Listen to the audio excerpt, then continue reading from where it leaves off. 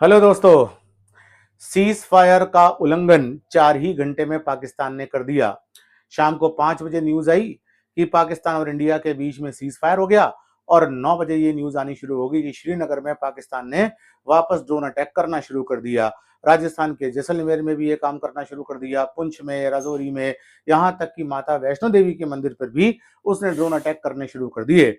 4 ही घंटे में पाकिस्तान पलट क्यों गया दोस्तों, इसको डिकोड करते हैं और सच बात तो यह है कि यही होना था। अब ये क्यों होना था, जरा इसी बात को डिकोड करने के लिए आज का एक ब्रीफ सेशन मैंने रखा है और इसको देखते हैं कि आखिरकार वो कौन से इंटरनल स्ट्रक्चरलिज्म पाकिस्तान के अंदर है जिसने पाकिस्तान को कभी भी एक जिम्मेदार देश होने ही नहीं दिया। वो एक उनकी सरकार सीज फायर करती है और उनकी मिलिट्री 9 बजे, 5 बजे सीज फायर होता है और 9 बजे उनकी मिलिट्री हमले करना शुरू कर देती है। इसके क्या कारण है, आइए इसको डिकोड करते हैं और मेरे साथ इस सेशन में जुड़िए रहिए। देखिए, अगर हम देखें तो आप अगर पाकिस्तान के साथ इंडिया का जो कॉन्फ्लिक्ट है उसको केवल पाकिस्तान के कॉन्फ्लिक्ट से की नजर से मत देखिए। पाकिस्तान अलग अलग प्रकार के संस्थाओं में बटा हुआ देश है। कॉन्स्टिट्यूशनलिज्म यानी कि संविधानवाद नाम की यहाँ कोई चीज नहीं है। और संविधानवाद या कॉन्स्टिट्यूशनलिज्म का मतलब होता है कि हर इंस्टीट्यूशन का, हर इदारे का अपना अपना राइट होता है, अपने अपने अधिकार होते हैं और अपनी अपनी लिमिटेशंस होती है। देश की डेमोक्रेटिक सरकार, जो चुनी हुई सरकार होती है, वो सर्वोच्च होती है, न्यायपालिका उस पर कंट्रोल करती है और कुल मिलाकर आर्मी के अपने काम होते हैं और किसी अन्य संस्थाओं के अपने काम होते हैं। लेकिन पाकिस्तान को अगर आपको समझना है तो पाकिस्तान के अंदर आपको एक सीन दिखाई देगा, वो है पाकिस्तान की गवर्नमेंट जिसके मुखिया है प्रधानमंत्री शहबाज शरीफ। दूसरा दिखाई देगा वो है पाकिस्तान की आर्मी जिसके मुखिया है आर्मी चीफ आसिम मुनीर। और तीसरे दिखाई देंगे वो है पाकिस्तान के कॉमन लोग यानी कि पीपल ऑफ द पाकिस्तान। अब जरा हम पाकिस्तान को देखें तो आप ये देखेंगे जी यहीं तक बटा हुआ है क्या? नहीं नहीं नहीं नहीं, पाकिस्तान तो और अंदर ही अंदर भी बटा हुआ है। पाकिस्तान की आर्मी को आप अगर देखेंगे तो जो आर्मी का अनुशासन होता है, एक प्रोफेशनल आर्मी जैसे काम करती है, वो प्रोफेशनलिज्म उनके अंदर है ही नहीं। मैंने अपने बहुत से प्रीवियस वीडियोस में ये बताया है कि बेसिकली पाकिस्तानी आर्मी के तौर तरीके हैं किसी मिलिटेंट ग्रुप जैसे, किसी आतंकवादी ग्रुप जैसे, जैसे हमास। अगर आप पाकिस्तान के तौर तरीकों को देखोगे, इसकी आर्मी के प्रोफेशनलिज्म को देखोगे, तो बहुत भारी अंतर है किसी प्रोफेशनल आर्मी और इनकी आर्मी में। कैसे? ये इनकी ओवरऑल ट्रेनिंग ये होती है कि कैसे आतंकवादियों को ट्रेन किया जाए, कैसे उनको इलीगली इंडिया में घुसेड़ा जाए या ईरान में डाला जाए, कैसे बलूचिस्तान के विद्रोहियों को दबाया जाए। आर्मी की जो प्रॉपर ट्रेनिंग होती है जिसमें पेट्रियोटिज्म की भावना होने के साथ, देशभक्ति की भावना होने के साथ, अपने कार्य के प्रति ईमानदारी हो, वो ट्रेनिंग इनकी हुई भी नहीं होती। और साथ साथ में आर्मी इंटरनली भी बटी हुई होती है। पाकिस्तान की आर्मी में कई जनरल्स ऐसे हैं जो प्रो चाइना है, पाकिस्तान की आर्मी में कई जनरल ऐसे हैं जो प्रो अमेरिका है। और आपको जानकर आश्चर्य होगा कि पाकिस्तान की आर्मी में कई जनरल ऐसे हैं जो प्रो जिहाद है। इसका मतलब हुआ कि कुछ जनरल्स इस बात से सहमत नहीं है कि अमेरिका के कारण, जैसा कि डोनाल्ड ट्रंप दावा कर रहे हैं कि अमेरिका के कारण, अमेरिका की मध्यस्थता में भारत पाकिस्तान ने सीज फायर किया। जो प्रो चाइना जनरल है वो कहते हैं ऐसा कैसे हो सकता है, चीन जो है उनके प्रति हमारा झुकाव होना चाहिए। और यही कारण है कि उन्होंने हो सकता है इस डिसीजन को मानने से ही मना कर दिया हो और जो उनके लोग जो फ्रंट पर है उनको कहा हो कि जी इंडिया पर वापस वही काम करो जिसके जो सीज फायर से पहले हो रहा था। ये वो लोग हैं जिनको चाइना से बाकायदा कॉन्फ्लिक्ट ऑफ इंटरेस्ट के तहत पैसा मिलता है। और अगर सोचिए कि चीन ने अगर पाकिस्तान पर हाथ रख दिया, क्योंकि चीन को भी परेशानी है, उसको लग रहा है कि यहां तो अमेरिका बाजी मार गया। इस क्षेत्र के अंदर चीन जिस तरह से अमेरिका को चैलेंज कर रहा था, उस चैलेंज को तो रोक लिया गया एक तरह से। अमेरिका ने भारत पाकिस्तान के बीच में अगर मध्यस्थता कराई है, वैसे तो भारत डिनाई करता है, लेकिन अगर ट्रंप के दावे को सही मान लिया जाए तो उसने मध्यस्थता कराई है, तो चाइना तो आइसोलेट हो गया। तो हो सकता है चाइना ने हाथ रख दिया हो कि जाओ जाओ लड़ो, जितने वेपन्स चाहिए मैं दूंगा, जितना डिफेंस बजट तुम्हारा है वो मैं दूंगा। जो पाकिस्तान का डिफेंस बजट है कुछ अरब डॉलर का, चाइना के लिए वो रेजगारी जैसा है, चाइना आराम से उसको खर्च कर सकता है। और यही कारण है कि पाकिस्तान जो है वो डी एस्केलेशन का, यानी कि सीज फायर का, युद्ध विराम का वादा करने के बावजूद भी अपने सीज फायर के उल्लंघन पर आ गया। अब कुछ जनरल ऐसे जो प्रो अमेरिकन है, वो उन्होंने माना होगा कि हाँ हाँ नहीं करना चाहिए क्योंकि उनके माई बाप अमेरिका ने मना कर दिया। और कुछ जनरल्स ऐसे हैं जो प्रो जिहाद है, यानी कि उनके अंदर वो जिहादी मेंटेलिटी है। वो चाहते हैं कि इंडिया, मतलब जो टू नेशन थ्योरी जो जनरल मुनीर ने दी थी, ये खुद प्रो जिहाद एक जनरल है। इन्होंने कहा था कि हिंदू और मुस्लिम दो अलग अलग कम्युनिटी है, हमारे और उनके बीच में कोई समानता नहीं है। सोचिए जो पाकिस्तान में एंटी जो गैर मुस्लिम रह रहे हैं बेचारे, उनके साथ तो ये बिल्कुल जानवर जैसा सलूक करते होंगे। जो पाकिस्तान में हिंदू रह रहे होंगे, जो पाकिस्तान में सिख रह रहे होंगे, जो पाकिस्तान में ईसाई रह रहे होंगे, उनको तो ये कत्लेआम मचा देते होंगे, क्योंकि इनका बस उन पर तो 100% चलता है। तो ये है वो प्रो जिहाद।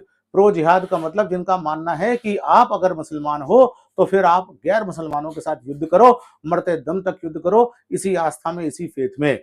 इतनी गैर अनुशासित आर्मी, इतनी नॉन प्रोफेशनल आर्मी, इतनी डिवाइडेड आर्मी आप पाकिस्तान में देख सकते हो और कहीं नहीं। और यही कारण है कि पाकिस्तान की आर्मी से भी कोई समझौता हो जाए तो जरूरी नहीं है कि 100% वही समझौता लागू रहे। जब जनरल परवेज मुशर्रफ ने कू किया था, यानी कि विद्रोह किया था, उस समय भी कई जनरल ऐसे थे जो उस समय नवाज शरीफ के साथ थे। मतलब आर्मी के अंदर अपना कोई अनुशासन नहीं है, और यही कारण है कि पाकिस्तान एक नॉन रिलायबल कंट्री के रूप में है। पाकिस्तान का चाइना के साथ में जो नेक्सस है, जग जाहिर है, चीन और पाकिस्तान का जो नेक्सस है वो अमेरिका जैसा नेक्सस अब नहीं रहा। अमेरिका पाकिस्तान को ब्लाइंडली सपोर्ट नहीं करता, लेकिन चाइना के लिए जरूरी है, जियो पॉलिटिकली चीन के लिए जरूरी है कि वो भारत पाकिस्तान में पाकिस्तान को बैक करे। अगर भारत पाकिस्तान में उसने पाकिस्तान को बैक नहीं किया तो इस क्षेत्र में उसकी हेजीमनी, वर्चस्व कमजोर होगा। वर्चस्व कमजोरी नहीं होगा, बल्कि पाकिस्तान उसको बाईपास करके इंडिया से डायरेक्ट डील, जो कि अमेरिका की मीडिएटरशिप में हुई, वो कर सकता है। ऐसा स्थिति में पाकिस्तान में चाइना का मार्केट, मिलिट्री इक्विपमेंट्स की, जो डिफेंस इक्विपमेंट्स खरीदता है पाकिस्तान, वो बहुत बड़ा चाइना से खरीदता है। और आपने देखा होगा कि HQ-9 defence system, air defence system कैसे फ्लॉप हुआ पाकिस्तान के अंदर, कि हमारे ड्रोन्स को वो इंटरसेप्ट ही नहीं कर सका। तो एक कारण तो आपको देखने को मिलता है, ये चाइना पाकिस्तान का नेक्सस। अगर हम देखें, ये रेगुलरली चाइना से और पाकिस्तान के बीच में प्रोक्यूरमेंट होता रहता है। अब अगर हम पाकिस्तान के जनरल्स की डिविजन्स को देखें, तो एक जो मैंने प्रतीकात्मक फोटो लगाई है, इसमें 4 जनरल है, जनरल मुनीर बीच में है, और आप देख सकते हैं कि ये भी हो सकता है कि बाकी के लोग उनके साथ ही ना हो।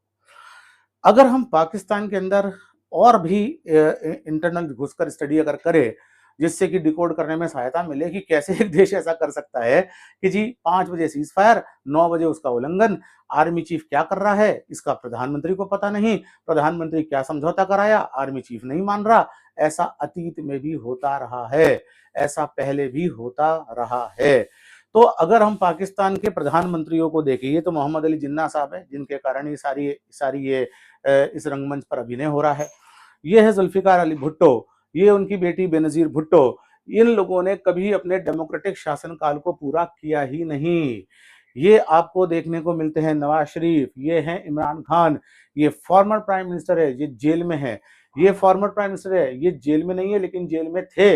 इनका राजनीतिक हत्या हुई, इनको असैसिनेट किया गया, इनको फांसी दी गई, और ये मोहम्मद अली जिन्ना का पाकिस्तान है। तो अगर आपको ये सारी चीजें देखने को मिलती है, और जिन्होंने रूल किया वो क्या है, ये आपको दिखते हैं अयूब खान, यहाँ पर आपको भुट्टो दिखते हैं, यहाँ पर आपको यहाँ पर आपको जियाउल हक दिखते हैं, यहाँ बेनजीर भुट्टो, इधर फिर मुशर्रफ देखने को मिलते हैं, इधर नवाज शरीफ, इधर इमरान खान। ये इनकी पावर का सिनेरियो है, जिसके हाथ में जो पावर आती है पकड़ लेते हैं। अब मेन बात यह है कि पाकिस्तान की डेमोक्रेटिक गवर्नमेंट ने, जो चुनी हुई गवर्नमेंट है, जिसकी लीडर है शहबाज शरीफ, प्राइम मिनिस्टर ऑफ पाकिस्तान, उसने अगर अमेरिका की मीडिएटरशिप में भी कोई समझौता कर लिया हो, इंडिया के साथ अगर वो शांति चाहता भी हो, तो इसकी कोई गारंटी नहीं है कि पाकिस्तान की मिलिट्री इसको चाहती हो। पाकिस्तान की मिलिट्री एक अपने देश के अंदर अपना वर्चस्व बनाए रखना चाहती है, और वो तभी बन सकता है जब वो एंटी इंडियन सेंटिमेंट्स को हवा देती रहे, वो शांति की बात ही ना करे। ऐसा देश जिसका कोई डेमोक्रेटिक स्ट्रक्चर नहीं हो, ऐसा देश जिसकी आर्मी ही टूटी हुई हो, कुछ प्रो पाकिस्तानी है, कुछ प्रो चाइनीज है, कुछ प्रो अमेरिकन है, कुछ प्रो जिहाद है, ऐसा देश जिसमें कॉन्स्टिट्यूशनलिज्म ही नहीं है, ऐसा देश जहां पर विभिन्न प्रकार के आंतरिक मतभेद ही इतने ज्यादा हो, वो एक कंसेंसस पर पहुंचकर किसी फॉरेन पॉलिसी पर कैसे आ सकते हैं। इसलिए ये तो होना ही था, और अब भारत सरकार की ड्यूटी है अब भारत सरकार का ये कर्तव्य बनता है कि वो पाकिस्तान के झांसे में ना आए। हम बहुत ज़्यादा आगे बढ़ चुके हैं। कंक्रीट हमें पीओके जैसी चीज़ें हासिल करनी चाहिए। पाकिस्तान को ऐसे समझौतों में बाँधना चाहिए जिसका उल्लंघन पॉसिबल नहीं हो। विश्व समुदाय को पाकिस्तान की हरकतें दिखानी चाहिए और उन पर ये कहना चाहिए कि आप पाकिस्तान के प्रति कोई लीनियंसी ना बरतें, तभी जाकर इस सीज़ फायर का और ये जो ऑपरेशन सिंदूर हुआ है, उसका कुछ कंक्रीट फ़ायदा मिल पाएगा, वरना वही ढाक के 3 पात रह जाएँगे। हम आतंकी घटनाओं को युद्ध मानेंगे, वापस हम कुछ करेंगे, वापस ये सारी चीज़ें होगी। इससे बेटर है कि इन आतंकियों को जड़ से उखाड़ फेंकना है। पाकिस्तान की एस्टेब्लिशमेंट को, पाकिस्तान की सेना को जड़ से उखाड़ फेंकना है। इस पाकिस्तानी सेना के कारण ये सारा काम हो रहा है। इसलिए उम्मीद है कि आपको ये स्ट्रक्चर समझ में आया होगा कि क्या कारण है कि 4 ही घंटे में सीज़ फायर का उल्लंघन हो गया।